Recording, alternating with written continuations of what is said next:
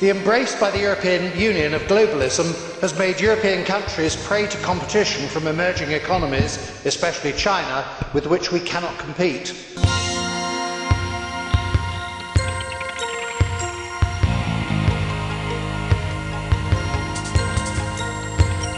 Well, here we are in London town on this lovely, lovely day.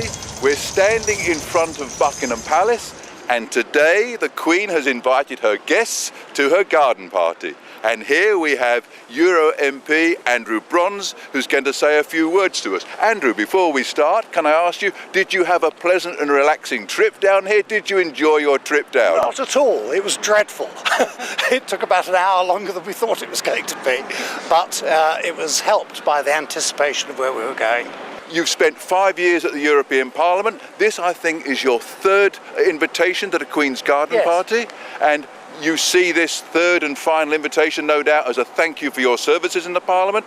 Would you like to say a few words about the Parliament and your service there? Yes. I mean, in some ways, there will be a certain amount of nostalgia about leaving. I hope that isn't a sign that I went native when I was out there. But on the other hand, I only intended to go there for 5 years. I've seen the 5 years out, and I've done my best. Whether the best was good enough is up to others to judge. How would you answer the question, did you achieve what you set out to achieve in the first instance? I think so. We certainly, as far as speeches are concerned, I made, I think in terms of the 73 MEPs, I think I came something like 11th or 12th with regard to the number of speeches. But it's not number alone that matters. The important thing is that I tried to tick an ideological box with each one, so that every one of those speeches would have covered immigration, migration and ethnicity, or it would have included national sovereignty or the macroeconomic problems of the EU. So they weren't just speeches to, if you like, to tally up an extra one or to expel hot air. Another thing that I set out to do was to delve for information. And that did work once or twice. To begin with, it was pretty small stuff, you know, reaffirmation of the fact that the Lisbon Treaty was really the constitutional treaty under a different name. I managed to secure admissions of that, but as I say, that's of perhaps little consequence. But right at the end of my term, well, indeed, for the last 2 years of my term, I was pressing them on the fact that people who got into the EU illegally were effectively allowed to stay. Even those refused permission to stay were given a piece of paper and asked to leave. And I kept asking time and again in my committee. Many cases there were no other committee members there, but the Commission was always there. And what should happen 2 years later? Right on my penultimate meeting, March this year, a representative of the Commission presented a report on illegal migration and what happened to those who were given a returns decision. And in the year 2012, they found that a mere 37% of those ordered to leave the EU had in fact left. Now, I'm convinced that that report was the result of my continually lobbying and asking this very question.